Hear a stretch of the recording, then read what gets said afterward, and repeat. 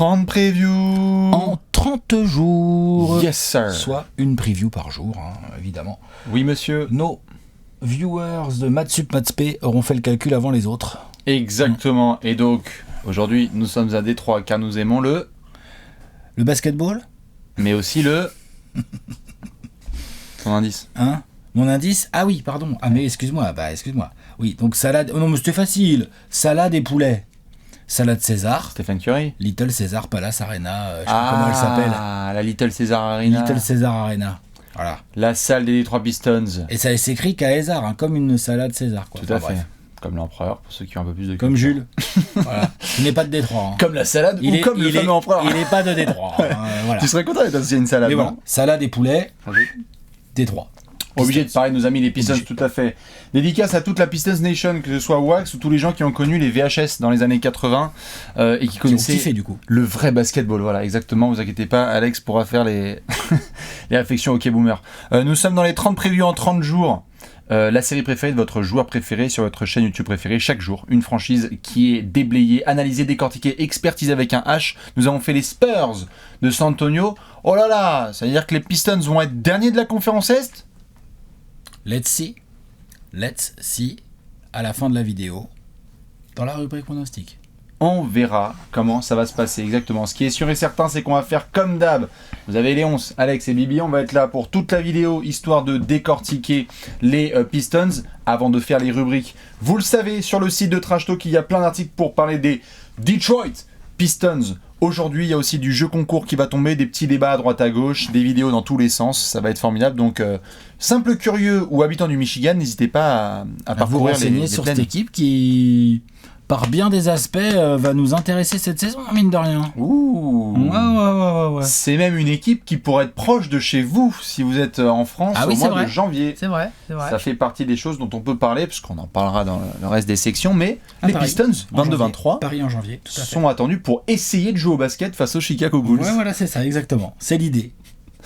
C'est le projet, comme dirait Dwayne Casey. Dans tous les cas, on va pas changer les rubriques, Alex. On va commencer évidemment par plein de choses. Coup d'œil en rétro, ensuite on fera marché de l'été, 5 majeurs, question de la mort, Gérard d'or. Ouais, ça me paraît bien comme ordre. On est bon ? Pas pronostic, voilà, c'est propre.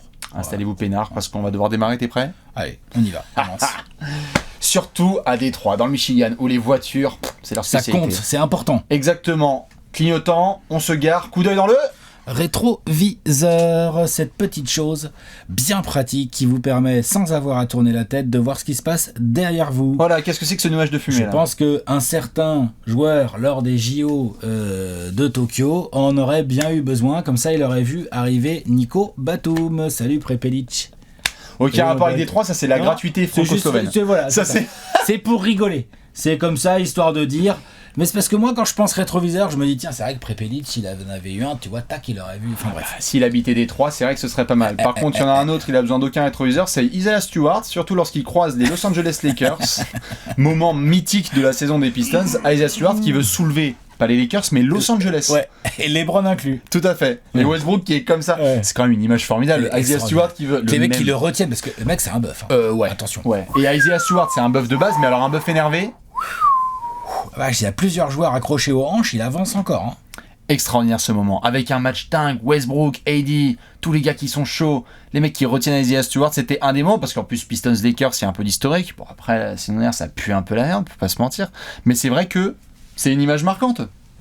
Ah ouais, c'est une des images marquantes de la saison des Pistons. Ce qui d'ailleurs en dit relativement long sur la saison des Pistons. T'en veux d'autres comme ça ? Coup d'œil dans le rétro. Tu te rappelles quand Isaiah Stewart il a voulu retourner Hollywood ? Ça c'est les bonnes. Tu vois, genre... Ça c'est les bonnes saisons de merde ça. Tu commences à faire. Tu sais que Quincy ici à Noël, le mec, il a retourné John Wall. C'était le moment fort des Wizards. Donc non, niveau de jeu faible. On va pas se mentir. Bah oui. Faiblard. À regarder, c'était quand même. La vache. Jusqu'à temps que Cade Cunningham, le rookie, se mette un peu à monter en puissance. Où là on s'est dit, là il commençait à y avoir de nouveau un petit intérêt à regarder les Pistons parce que tu te disais quand même, c'est beau quand même, c'est smooth, c'est tout machin. Trop même fort. si les pourcentages au tir ont pas été, on s'en fout pas, moi, ont pas toujours été au rendez-vous et tout, mais Cade Cunningham nous a montré son talent, nous a montré ses facilités avec le ballon en cuir entre les mains. Franchement. Il y a eu deux visages, c'est-à-dire que la première partie de saison, toute l'hype autour de Evan Mobley, Scottie Barnes, Jalen Green, etc. Quoique Jalen Green, ça monte, mais c'est vrai que Franz Wagner prend beaucoup de place aussi. Et puis Cade Cunningham, il va faire genre, excusez-moi, le numéro 1 de la draft. C'est moi. C'est Bibi, d'accord. Donc sur la deuxième partie de saison, il nous fait des money time, des matchs. C'est vrai que tu as raison de le mentionner. La fin de saison de Cade, on se dit, les prémices, elles sont là. Les petites projections qu'on s'était faites, le talent est extraordinaire. Il faut bâtir là-dessus. Autour, on a des garçons qui essaient de faire le boulot. Marvin Bagley qui débarque à la deadline. Bien. Pourquoi pas ? Écoute. Jeremy Grant, il a joué à peu près un peu plus de la moitié des matchs, mais enfin, il a tourné à 19 points par match. Ouais. Il leur en a fait gagner quelques-uns, hein. Ouais. Jeremy Grant qu'on se demandait s'il serait encore aux Pistons ou pas, ou quoi. Et effectivement, on en reparlera, mais voilà. Mais en tout cas, ouais, il a fait un certain boulot. Pas toujours ultra fan du coaching mis en place pendant cette saison, l'année dernière. Casey. Tout à fait, parfois c'était bien, comme par exemple responsabiliser des Luka Garza en sortie de banc pour jouer des coudes, bien aimer ses entrées pour apporter un petit peu cette dureté à la Detroit après sa belle carrière dans le circuit universitaire. On a eu du Frank Jackson parfois ou du Corey Joseph sur le backcourt. Ça, je suis moins fan, moi. Moins fan aussi. On a eu les coups de chaud de Saddiq Bey, plus de 50 points contre Orlando si je dis pas de bêtises. Saddiq Bey, talent. Bien sûr, talent, Saddiq Bey. Lorsqu'il faut shooter, Saddiq Bey, il répond présent. Mais c'est vrai que tu parlais de Jeremy Grant et de Marvin Bagley. La montée vers la trade deadline, Détroit faisait partie des équipes dont on parlait le plus parce que tout le monde voulait savoir si Jeremy Grant allait demain aux Lakers ou à Chicago. Il n'y avait pas un jour sans qu'on parle de Jeremy Grant dans le coup d'œil en rétro. Parce qu'il faisait partie des plus grosses cibles de lieutenant ou troisième option qu'un contender pourrait avoir envie d'ajouter dans son effectif pour essayer de passer un cap. Bien sûr. Ça s'est pas fait la saison dernière, on aura l'occasion d'en reparler. Bien sûr. Et du coup, c'est vrai que c'est, je veux dire, 28e offensive rating l'année dernière, les Pistons, 24e defensive rating. Mon souffle.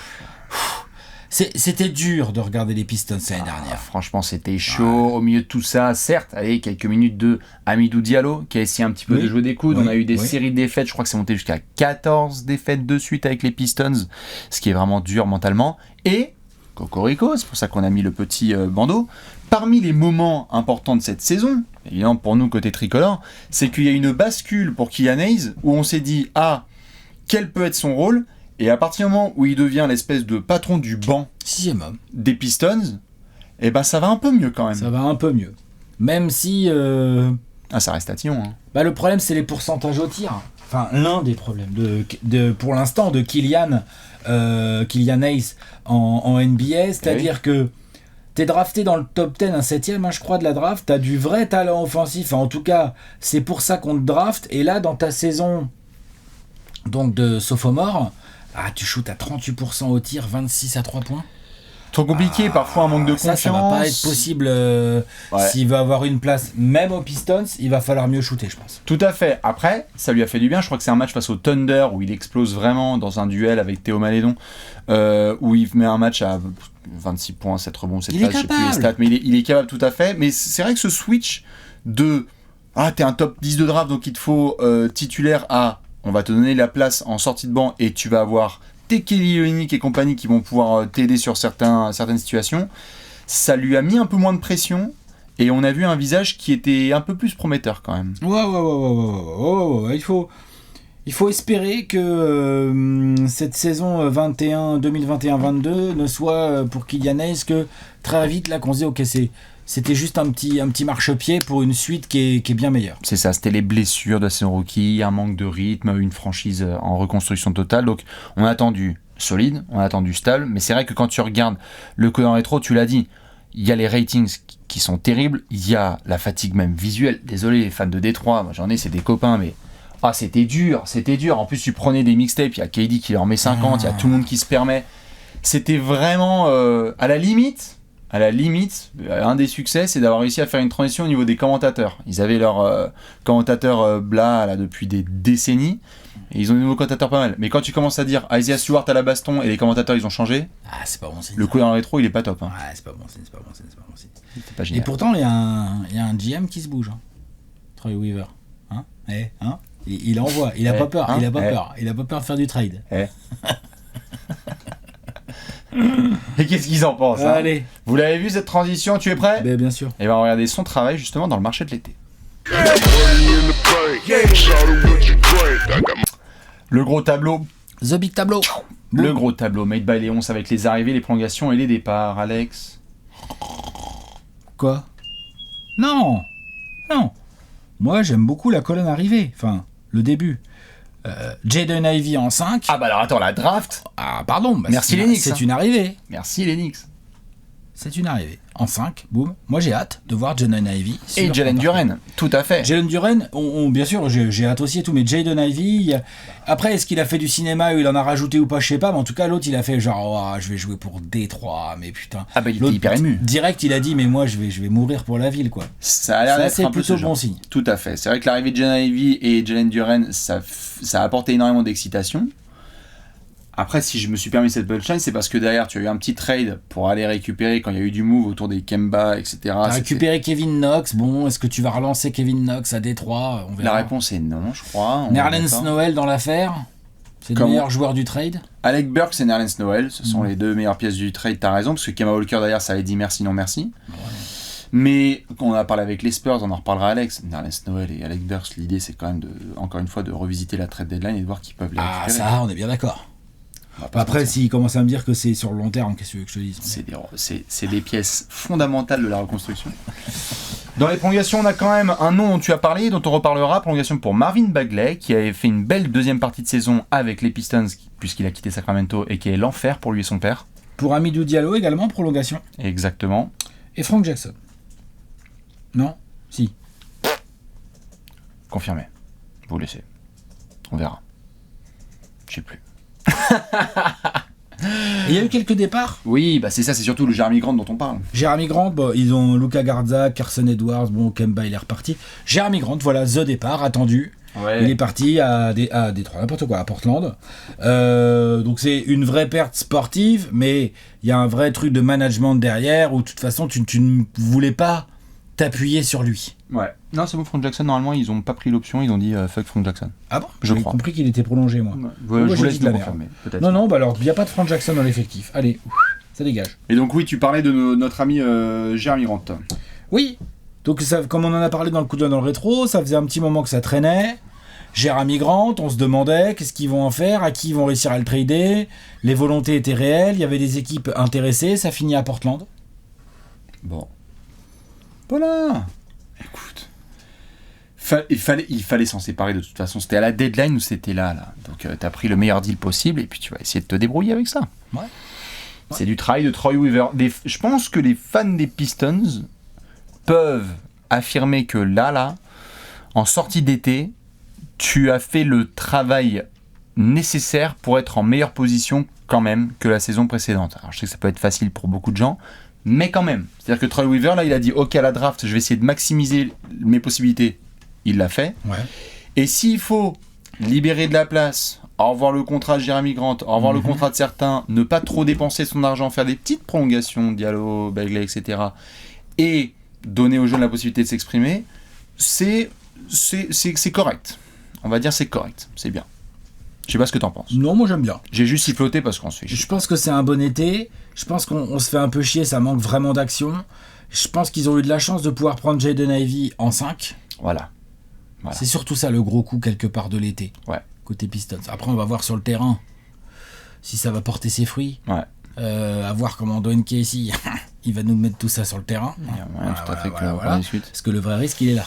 Tout à fait, on va en reparler, mais ça me refait penser à ce soir de draft où on a commenté, où on avait cette attente autour des Kings en 4 et Pistons en 5, on se disait qui va prendre Keegan Murray ou Jaden Ivey, est-ce que Jaden Ivey va être aux Kings?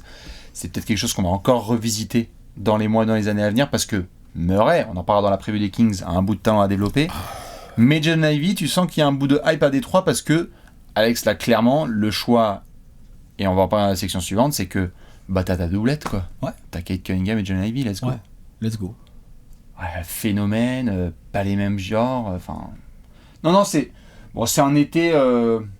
Allez, t'as fait des économies et t'as ramené un peu de jeunes. On va dire qu'il y a la moyenne. Voilà. Il y a la moyenne, mais vite fait. Voilà. Comme moi, quand il a eu le bac avec 10,5. Ouais, voilà, c'est ça. Exactement. Voilà, c'est ça. Ouais. en ayant révisé l'avant-veille.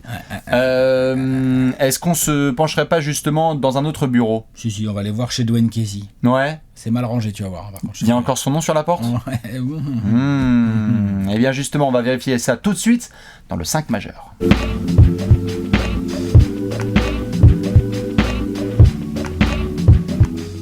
Le 5 majeur, 5 joueurs. avec un meneur, un arrière, un ailier fort, Isaiah Stewart. On va essayer de mettre 5 titulaires dans cette équipe de Détroit. À voir si nous sommes d'accord. Comme d'habitude, les fans des Pistons ou simples observateurs, dites-nous si selon vous, il y a des verrous. Alex, combien on a de verrous dans le 5 majeur de Détroit? 5. Ouais. Allez, indéboulonnable.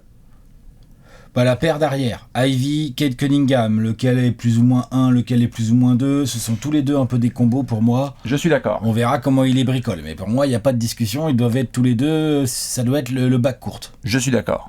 Ensuite, bah, moi en poste 3 je te mets Saddiq Bey, Pareil, en poste 4 je te mets Marvin Bagley, pareil. et en pivot Isaiah Stewart. Nous avons le même 5 majeur et, sauf surprise du chef, Peut y avoir Casé. quoi comme surprise? Nerlens Noël titulaire? allez, on a envie de développer Genavi en sortie de banc, on va redonner une chance à Kylian Hayes en titulaire. Non, mais non.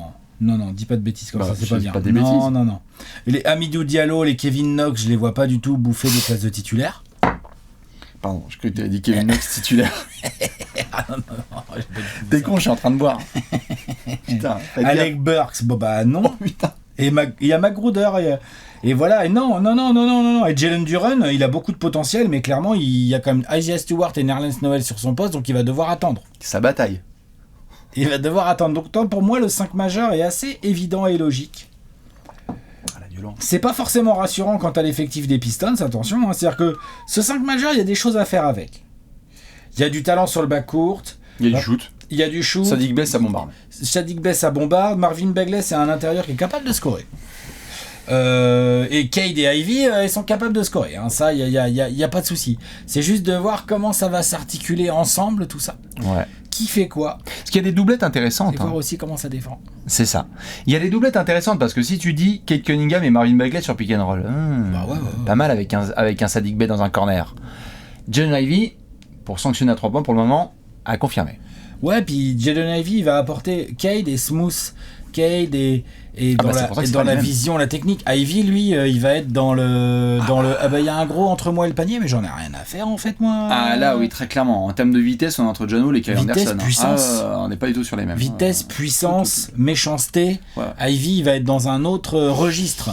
Complètement. Il y a aussi cette doublette, Isaiah Stewart, Jalen Ivy, où on est beaucoup plus genre, allez, je te rentre dedans et tu fermes ta gueule. Ça, c'est sûr. C'est un peu moins smooth, Ouais. mais tout aussi explosif dans la capacité Là, à il peut y scorer. avoir un mariage intéressant. Moi, en fait, le mariage offensif, je pense qu'il y a vraiment des trucs à travailler. De l'autre Si côté tant du est que terrain. Dwayne Casey s'en donne la peine. Le mariage défensif, là, j'ai déjà un peu plus peur. En défense, si tu as Marvin Bagley titulaire, à moins qu'il y ait eu quelque chose d'intemporel et extraordinaire sur cette terre, tu seras attaquable tous les soirs sur ton poste 4. Ouais, et Cade Cunningham ou Ça. Jaden Ivey vont essayer de faire les efforts, mais ça va pas être simple pour eux parce qu'en fait, vu qu'ils vont être associés dans le bas court, ils vont devoir tous les soirs se bouffer un gros arrière, l'un des deux. Cade, j'ai pas trop peur. Pas peur, mais tu vois, ils vont devoir se bouffer des gros arrières. Ouais. S'ils jouent ensemble, l'un des deux doit s'y coller. Ou alors ils envoient Saddiq Bey et l'un des deux est sur l'ailier. Mais il faudra bricoler, mais il y aura un équilibre qui sera pas si simple que ça à trouver défensivement parlant. Tu essaies de faire en sorte d'avoir des rotations avec certains vétérans qui aident les jeunes derrière, c'est-à-dire Corey Joseph va aider Kylian Hayes, ça veut dire que Kelly Olynyk va apprendre à Jalen Duren à ne pas sauter sur les pump fakes, ça veut dire que Alec Burks doit essayer de développer un peu plus de handle avec Hamidou Diallo, donc tu as quelques garçons à avoir, mais on a parlé avec Alex avec les Spurs, attention aussi dans ce genre d'équipe où Dwayne Casey va devoir peut-être composé avec, je sais pas moi, 30 joueurs si ça se trouve sur la saison parce qu'il y aura des transferts à la deadline. Il y a ça, et il y a aussi le côté, attention aussi à ce que Dwayne Casey, tu vois, par rapport à ce que tu viens de dire, il commence pas trop à nous filer tellement de minutes à Kelly Olynyk, à Alec Burks et à Corey Joseph que ça nous énerve de regarder les Pistons. Sur l'intégralité de la saison, je suis d'accord, Sur le début, pour faire monter un peu la cote et qu'il soit transférable. Non, mais pourquoi le début, pourquoi pas, mais pas trop longtemps, quoi, vite Pas fait, trop. quoi. Ça va, Corey Joseph, de toute façon, il va pas atteindre une pas. cote Il va pas incroyable. révolutionner la planète. Voilà, c'est ça que je veux sûr, dire. c'est sûr. Et si pendant ce temps-là, t'enlèves des minutes à du Ivy, du Cade ou du Killian Hayes, c'est un peu dommage, à mon sens. Ouais, c'est ce qui fait d'ailleurs qu'on revient assez souvent sur cette grande question, qui je crois pas n'est notre question de la mort ni un Gérard pour le moment, mais c'est Cade Cunningham est un numéro 1 de draft. Il a montré sur sa deuxième partie de saison qu'il avait un potentiel énorme, Oui. des épaules larges sur lesquelles on peut construire. Oui. Cet effectif ira aussi loin qu'il ira. C'est sûr. Offensivement, c'est sûr. Collectivement... Même en leadership, en mental, il peut insuffler un truc de zinzin. Moi, Ouais, j'y mais crois Ivy aveuglément. aussi. Oui, tout à fait, mais Et c'est donc- lui le patron. Et ben, du coup, C'est voilà. Cade, Mais c'est est-ce que Ivy, c'est un lieutenant dans l'âme? Je suis pas sûr, on verra. Ouais. Non, mais il y a aussi un challenge pour Casey. Oui. Ça va, ils sont jeunes et tout. Mais il y a aussi un challenge pour Casey. Ça va être de répartir tactiquement la balle, faire en sorte de mettre Jaden Ivey et Cade Cunningham dans les meilleures conditions possibles pour qu'ils puissent jouer ensemble. Ça, c'est un challenge. Parce que si jamais Cade trouve qu'on en donne un peu trop à Jaden Ivey ou l'inverse, Ah non, mais de toute façon. tu peux vite avoir entre jeunes comme ça, ils ont besoin, ils ont envie et tout, c'est normal. Ouais. Mais là, ça, c'est au coach de faire en sorte que l'équilibre soit trouvé. Je suis d'accord. J'ai une bonne nouvelle pour les fans de Détroit. Normalement, il faut que ça joue. Il y a du jeune et il y a ce 5 majeur là où sur le papier, bah, t'as envie de voir ce que ça donne. Un soir, tu peux t'en prendre 30 par Saddiq Bey, tu peux t'en prendre 30 par Cade Cunningham, tu peux t'en prendre par Marvin Bagley et par Jaden Ivey. Mais la mauvaise nouvelle, c'est que c'est Dwayne Casey. Et que si ça se trouve, on va devoir en parler dans une autre section. Oui, c'est une bonne et une mauvaise nouvelle. La bonne nouvelle, c'est qu'il connaît bien la ligue et il a déjà entraîné des jeunes. La mauvaise nouvelle, c'est que, à titre personnel, je suis pas un grand fan de son coaching, par exemple. On en parle en détail. Allez, on y va. Vas-y. C'est l'heure de la question de la mort.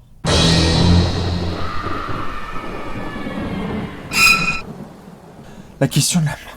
La pregunta de la muerte. Et alors, Dwayne Casey, comment ça va? La question de la mort. Quelle est-elle, cette belle question? Est-ce que les Pistons vont se gourer d'aéroport le 19 janvier Alex, c'est quoi la question de la mort des Pistons cette saison? Dwayne Casey peut-il survivre à une nouvelle saison de merde? Rappelons le contexte. Oui ou non? Rappelons le contexte comme on était en train de le développer. Alex, Dwayne Casey est dans le Michigan depuis combien de temps? 4 saisons? Il a connu du Blake Griffin et Andre Drummond, comme disent les anciens. 4 ou 5? Alors j'ai hésité, tu vois. 4, je vais te faire ça plus. En tout cas, il en est déjà à 3 saisons qu'il vient de faire à moins de 25 victoires. Déjà, il n'y a pas tant de coachs que ça. Ouais, 4. 4 saisons, c'est sa 5e. Il n'y a pas tant de coachs que ça qui résistent à 3 saisons de suite à moins de 25 victoires. Tout à fait. Il fait la saison que vous connaissez de Blake Griffin, qui est absolument injouable, qui shoot à 3 points, qui fait partie des meilleurs joueurs de la NBA. Bah, la dernière grosse saison de Blake Griffin. Exactement. Ils se font sweeper au premier tour parce qu'il y a Yanis qui commence à préchauffer. 20 victoires, 20 victoires, 23 victoires sur les 3 dernières saisons. Alors, il y a eu circonstances atténuantes. Et c'est pour ça qu'il est encore là. Sinon, il serait plus là s'il n'avait pas les circonstances atténuantes. Mais on était tous les deux un peu intrigués du fait qu'il soit là, que le management change, mais qu'il soit toujours en place. C'est ça. Déjà, ça, c'est surprenant. Troy Weaver, quand il est arrivé, le mec, il a pas hésité, il a mis les 2 pieds dans le plat, il a viré des joueurs à tour de bras, il a mis des gros trades, et il a gardé Dwayne Casey. Et on était un peu dubitatif, pour pas dire beaucoup. Est-ce qu'il l'a gardé parce qu'il le kiffe? Et parce qu'il est convaincu que c'est Dwayne Casey qui va faire repartir les Pistons?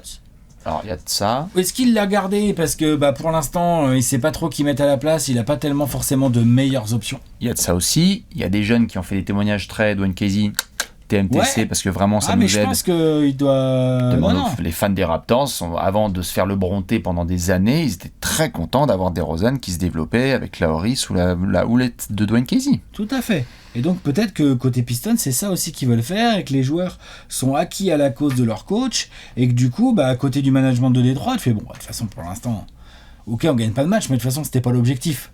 C'est pas comme si Dwayne Casey il avait 3 saisons à moins de 25 wins, alors qu'à chaque fois on les attendait en playoff, tu vois. Tout à fait. Hein je crois qu'on les attend pas en playoff. Tout à fait. Le problème, pour aller dans le sens de ce que tu dis, c'est que là, Les fans de Détroit.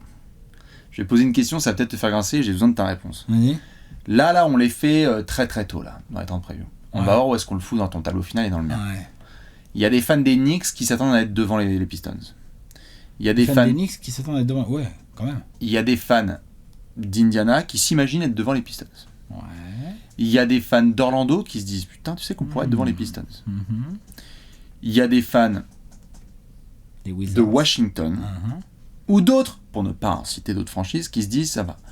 Si tu es Détroit là, que tu as Kate Cunningham qui montre toutes ses certitudes et que tu fais partie encore des 2 pires équipes de la conférence Est, ça saute. Bien sûr. On est d'accord, ça saute. Ça saute. Oh merde. Surtout pour moi, au-delà même des résultats, surtout en fonction de la manière. Moi, j'aime bien ton idée de faire un peu jouer les vétérans au début de saison pour leur cote. Ok. Mais, je veux dire, ça va. Les vétérans, c'est Alec Burks, c'est Nerlens Noel, voilà, Corey Joseph. Bon, doucement. Il y a des choses plus importantes. Oh, les Bee Gees. J'aimerais vraiment beaucoup que Dwayne Casey, si les joueurs ils sont comme ça avec Dwayne Casey, bah vas-y, fais jouer les jeunes. Quitte à prendre des branlées, fais jouer les jeunes et développons-les. Et t'as connu ça dans plein de franchises. T'as connu ça avec Hornacek, j'ai connu ça avec Lloyd Pierce. Il y a un moment où si tu fais pas le travail, tu vas prendre la porte. Parce que la NBA va trop vite. Et si là, les mecs que t'as testés, tu dis genre wow, mais en fait, attends, mais nous on a encore fait une saison, mais pourrave là. On va être encore quoi là, sous les 30 victoires là. Alors certains vont peut-être dire ouais, mais attends, regarde les outils avec lesquels il doit bosser. Mais je suis désolé, un bon coach trouve les solutions. Et si ça se trouve, là, il y a des coachs, imagine la Jamal Mosley, là. Imagine Orlando fait une meilleure saison que ça. On va dire quoi? Bah oui, mais ils ont de la chance, ils ont pas le Banchero. Gros, t'as Kate Cunningham. Ouais, non, clairement, je suis d'accord. Moi, j'ai Après, t'as des équilibres d'équipe et tout. Moi, je suis pas un gros fan du banc qui est à la disposition de Casey, mais je pense qu'il a un 5 majeur à construire avec quasiment que des jeunes et du talent offensif, c'est sûr. Donc, en fait, je pense que cette équipe de Détroit, il y a possibilité qu'elle soit plaisante à regarder avec des jeunes. Bien sûr. Ça serait déjà super. Exactement. Et pour aller dans ce sens, nouvelle question, est-ce que tu as le sentiment de stabilité quand je te parle des Pistons? Non, bien sûr que non. Bon, ça parle aussi de ça. C'est que tu as envie que des joueurs se développent dans un environnement où tu sens qu'ils vont aller encore plus de l'avant. C'est que, on peut dire, c'est tout le temps le coup de la poule et de l'œuf, on peut dire, oui, mais c'est Kianey, ça se trouve, il n'y a pas un niveau, ça se trouve, il manque de confiance. Enfin, ça se trouve aussi, en fait, il est mal utilisé, il n'est pas dans les bonnes situations, et en fait, ça commence à grommeler un peu à droite à gauche. Et si c'est pas lui, c'est d'autres jeunes. Et quand tu as plusieurs jeunes qui commencent à foirer leur début de carrière, il commence à en avoir 2-3, oui. Soit c'est la faute de tous les joueurs d'un coup, soit c'est peut-être aussi que niveau stabilité autour du coach, c'est pas tip-top. Non, mais de toute façon, il y a un vrai questionnement. Quand un coach est dans la situation de Casey, c'est normal qu'il y ait un questionnement. Donc, est-ce que Casey peut survivre à une nouvelle saison de merde? Bah non, il peut pas. Et la question implicite là-dedans, c'est est-ce que Casey est l'homme de la situation pour ses Pistons? Non. Moi, je pense que non. Non. Voilà. Dwayne Casey est encore à la tête des Pistons le 1er février 2023, Alex? Oui. Non. Ah bon? Il va se servir en cours de saison, tu penses? Moi, je pense qu'il va se faire virer à l'intersaison, par contre. Je vois pas pourquoi il ferait virer, vont lui dire quoi? Dire, tu n'as gagné que 8 matchs? Bah, c'est l'objectif, en fait. Enfin, tu vois, genre... Non, t'as encore pris une défaite de 14 de suite, et on craque. Peut-être. Mais je crois plus à l'intersaison, moi, perso. J'ai vraiment, et c'est pas contre Dwayne qui a dû se taper des transitions de proprio et de management, et c'est pas facile, mais il faut tourner complètement la page. Oui. T'as vécu ça à Phoenix, j'ai vécu ça à Atlanta, plein de franchises ont vécu ça, où il y a un moment où tu dois aussi passer des caps, en fait. Et si ça ne marche pas, et si ça bute, on s'est foutu de la gueule de Devin Booker pendant des années, et c'est encore tôt pour Kate Cunningham. Oui, c'est trop tôt. Mais dans le cas de Devin Booker ou de Trae Young ou d'autres stars comme ça, lorsqu'elles ont été mises dans des situations compétitives, avec des coachs et des managers qui donnent les bonnes situations, l'évidence, en fait, elle se place d'elle-même, quoi. C'est que même un mec comme Karl Anthony Towns, dont on a punchliné pendant des années, etc., il y a eu des changements de coach dans tous les sens, du Thunder, ça et de tout, mais au moins tu sentais que lui, il était un cran au-dessus et qu'on pouvait construire quelque chose. Et là, Minnesota, ils ont changé de management et ça a passé un cap. Mais ils ont aussi changé de coach. Ils ont changé de coach aussi, je suis d'accord. Donc, quand tu leur demandes de parler de Sanders, ils font non, moi je connais que Chris Finch en fait. Non, c'est clair. Non, mais c'est clair qu'il y a une réflexion à avoir, malheureusement pour Dwayne Casey, il y a une réflexion à avoir de ce côté-là, côté Pistons. Obligé. Dites-nous, selon vous, quel sera le sort de Dwayne Casey? Est-ce que Cade Cunningham, un peu comme on l'a vu avec Zion, avec d'autres garçons, aura 2-3 coachs pour démarrer sa carrière? C'est pas facile pour ces jeunes, mais c'est comme ça. Parfois dans les franchises un peu instables. Ce qui est sûr et certain, c'est qu'après la question de la mort, on va devoir parler du peuple. On va pouvoir parler d'or. Lettre d'or. Exactement, c'est l'heure du Gérard d'or.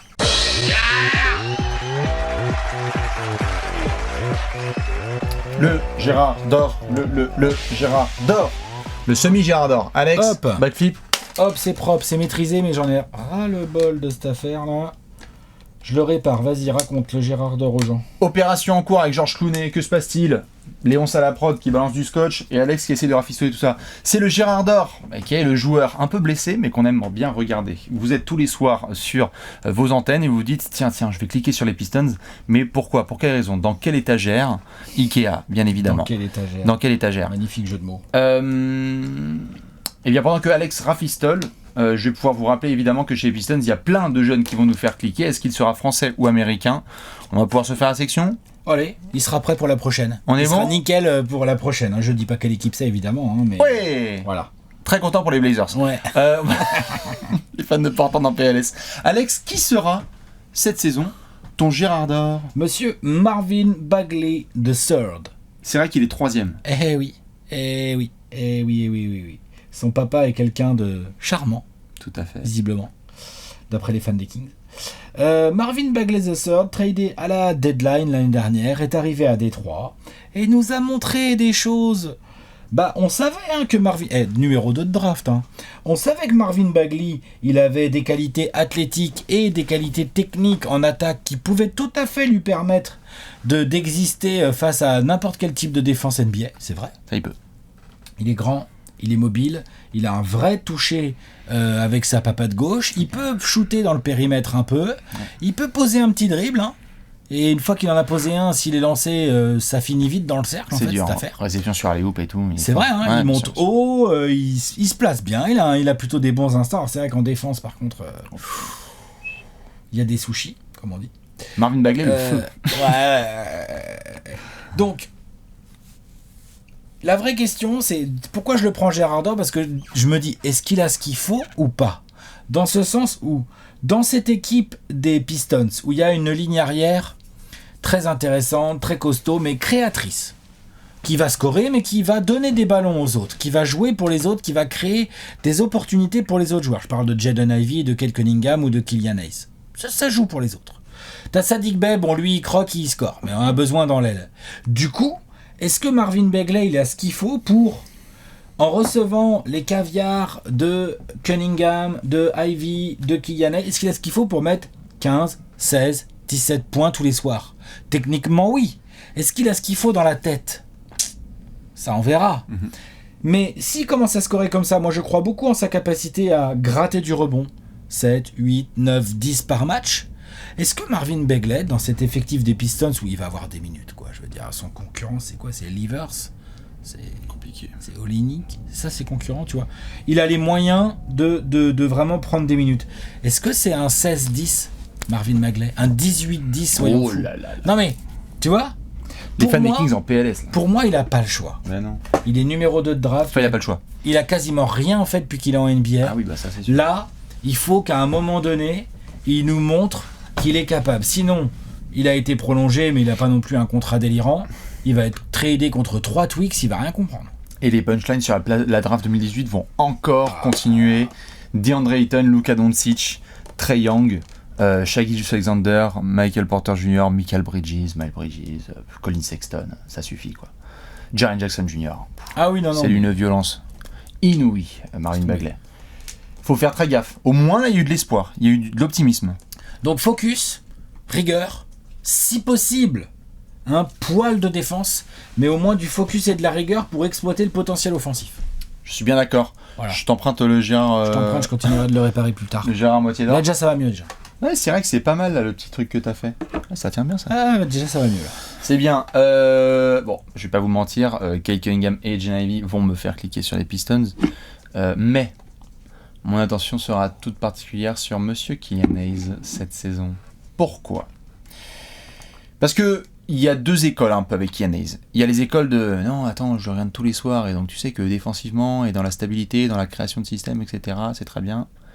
Il y a un poste en sortie de banc qui l'attend et qui pourrait lui aller. Très bien. Prends-le, saisis-le et fais-en ta propre cape en fait.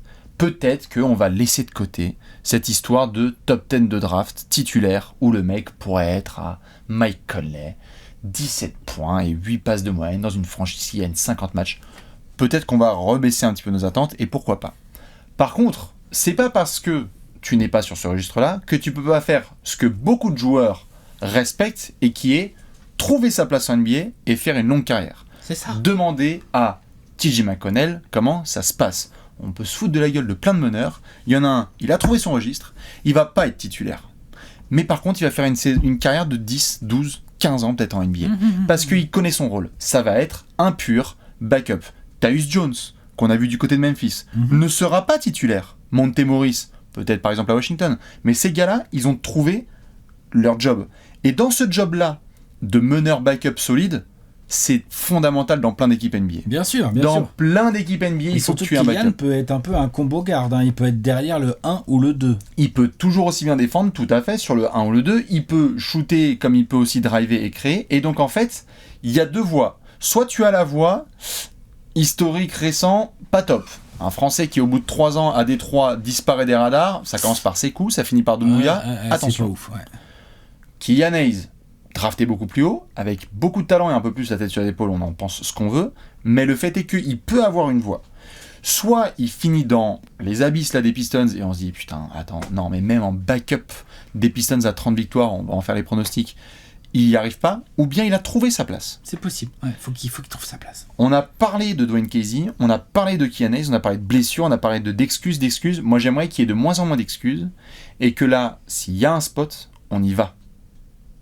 J'adorerais que Killian Hayes commence à trouver un début de niche et qu'en fait on soit là genre mais tu sais qu'en fait à la Free Agency 2025, tu sais que dans les backup meneurs un peu la Tyus Jones de ça y est, il y a des blogs ricains qui font des pavés sur putain, tu sais que Killian Hayes là si on avait en backup de notre meilleur titu, tu sais qu'on serait stable en playoff là, on aimerait bien nos petits 10 points 4 passes, une balle perdue avec 38% à 3 points.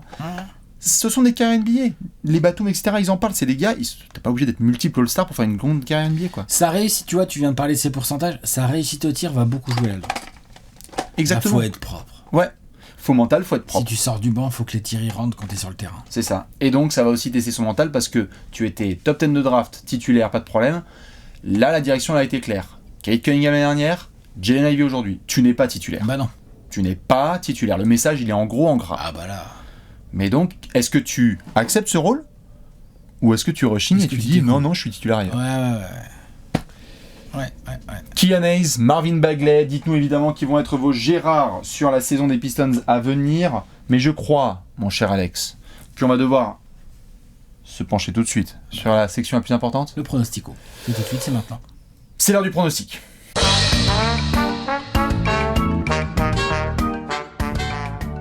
Pronostic time. Pronostico. 24 secondes pour Alex, 24 secondes pour Bibi. Dans cette section, on vous raconte l'avenir. Toujours, comme d'hab. Évidemment. Avec précision, évidemment. Exactement. Mais avant de faire ça, Alex, petit bandeau, petite cote. Petite cote fournie par nos amis de Paris en Sport, hein, qui n'ont, comme chaque année, pas résisté à l'envie de qu'on parle d'eux dans cette rubrique. Hein. Bien sûr, c'est un... En même temps, on les comprend quelque part. Hein. Exactement, c'est en preview. Ce qui n'empêche pas de prévenir qu'il faut faire attention. Il ne Oui. faut pas faire n'importe quoi. Il faut miser uniquement l'argent que tu peux te permettre de perdre. Tout à fait. Et en parlant de perdre. En parlant de perdre, on est sur les Pistons. Et nous avons une petite cote qui ne parle pas de victoire ou de défaite. Nous avons une petite cote sur ce magnifique bandeau qui dit Kate Cunningham fera minimum 6 passes décisives de moyenne sur la saison. La cote, elle était, je parle bien au passé, à 1,65 et elle est boostée à 2. Voilà. Allez là, Cade. Ta petite cote à 2. Kate Cunningham, 6 passes d'ess. Il a quand même des gars genre Jaden Ivey, Saddiq Bey, Marvin Bagley. Il a des gars qui aiment scorer à servir. Bien sûr. Il y a moyen. Il a fait combien l'année dernière ? Il y a moyen. 5,6 l'année dernière ? Ouais. Tu vois ? Allez. Il y a moyen. La cote boostée à 2, elle est intéressante. Je suis d'accord. C'est pas mal. Est-ce que tu veux connaître l'over-under que nos amis de Paris en Sport ont prévu pour les Pistons? Je veux toujours savoir si c'est bien taillé ou mal taillé. Et on est à... 28,5. C'est bien taillé. Ah ouais? D'accord. Et toi, c'est? Moi, je trouve pas si bien taillé, moi. Et Alex qui va les mettre en playoff, let's go! Ou pas? Oh là là, ça veut dire qu'on va pas tout à fait être d'accord avec Alexinator. Est-ce que tu es prêt? Ouais, je suis prêt. Maintenant qu'on a envoyé le petit message et qu'on a regardé les over-under et les cotes, 24 secondes pour Alex, 24 secondes pour Bibi. Attention, 3, 2, 1, Will Bynum. Il y a encore beaucoup de boulot. Moi, je mets 22 victoires pour les Pistons. Je les mets derniers de l'Est. Il y a encore beaucoup de boulot. Il y a pas mal d'incertitudes. Alors, ouais, on a récupéré du talent. Kate Cunningham, Jaden Ivey et tout. Mais moi, je pense pas que ce talent soit au global, collectivement supérieur aux autres équipes du bas de la conférence S. Je pense pas. Je trouve que les ailes sont faibles, ce qui est un problème dans la NBA actuelle. Et je pense que la perte de Jeremy Grant, c'est l'assurance de gagner pas plus de matchs que la saison d'avant, donc je mets 22 wins, dernier de l'Est. Damn! Waouh! Ah, les fans de Détroit en PLS! Les Pistons, dernier de l'Est? Bah, tu mets qui sinon? Eh ben, voilà, on va en parler. Bah oui, mais voilà, on va bien voir ce que tu vas mettre, mais... Damn! Shock on aura to the peut-être- Waves, deuxième preview, on n'est pas d'accord de ouf! C'est bien! D'accord. Toi, t'as quoi, toi? Vas-y. T'es prêt? Mais combien tièmes tu les mets, toi? Eh Vas-y. ben, tu vas voir. Vas-y, envoie. 3, 2, 1, top chrono. 27 victoires pour les Pistons avec donc 55 défaites. Je les mets, je crois, 14e de la conférence Est à la bataille avec d'autres. Donc ce ne seront pas les derniers de la conférence Est. Ok. Allez, j'ai une confiance aveugle en Kate Cunningham parce que je le trouve beaucoup trop fort. Et donc 27, c'est un plancher pour moi. Je pense qu'il est capable vraiment de chambouler les choses. Et d'ailleurs, les Pistons ont envie aussi de faire ça, c'est-à-dire construire autour de Kate Cunningham et d'autres petits joueurs comme Jaden Ivey. Donc je souhaite simplement une chose. Que Kate Cunningham explose et qu'on le suive et que l'effectif, les stabilités qui sont autour, on renforce et s'il n'y a pas, ça dégage. Ou alors, on va suivre le scénario d'Alex, ils font une saison de merde et à ce moment-là, Dwayne Casey se barre. Mais 27 wins, c'est une saison de merde aussi. Hein. c'est une saison de merde, mais il y a une toute petite progression et j'ai dit c'est le plancher. Mais c'est limite pas souhaitable, sinon ils vont garder Casey. Une horloge de 46. Ils vont garder Casey sinon. Parce que moi je pense que l'instabilité, il y a beaucoup d'instabilité et d'incertitude. Enfin, je Le pense talent, qu'il y a lui- encore beaucoup de boulot. Je suis d'accord, le talent en lui-même de Kate Cunningham ne peut pas me faire croire qu'ils vont gagner que 20 matchs. 22. Allez, 22. Il y en a 27 et c'est le minimum. S'il vous plaît, allez les Pistons, là, vas-y, c'est bon. Vous avez une pépite dans votre effectif, là, arrêtez. Allez, le management est là-bas, c'est bon. Non, mais ça se trouve, ils vont être à 35 wins. Hein. Bah oui, ouais. Oui. Ah ouais. Et les Pistons seront devant les Bulls au moment de venir à Paris, tout à fait. D'ailleurs, justement, on va montrer le gros tableau. Le gros tableau, allez. Le gros tableau avec donc les Pistons qui font leur entrée. Aïe aïe aïe, où est-ce que vous les Je mettez? suis dans l'ordre, moi. Ah bah c'est bon, hein. Moi, je vais dans l'ordre. C'est pour ça on fait les Blazers après. Les Spurs et les Pistons ouvrent le bal. Est-ce que vous avez mis Détroit dernier de la conférence Est ou est-ce que vous avez mis à d'autres spots? Fans des Pistons ou simples observateurs, dites-nous. Tout ça, dans tous les cas, nous on va se retrouver demain pour une nouvelle preview des 30 previews en 30 jours. On vous attend dans les commentaires. Et comme d'hab, Alex, le petit indice? L'indice, c'est Dylan. Dylan. Allez. À demain.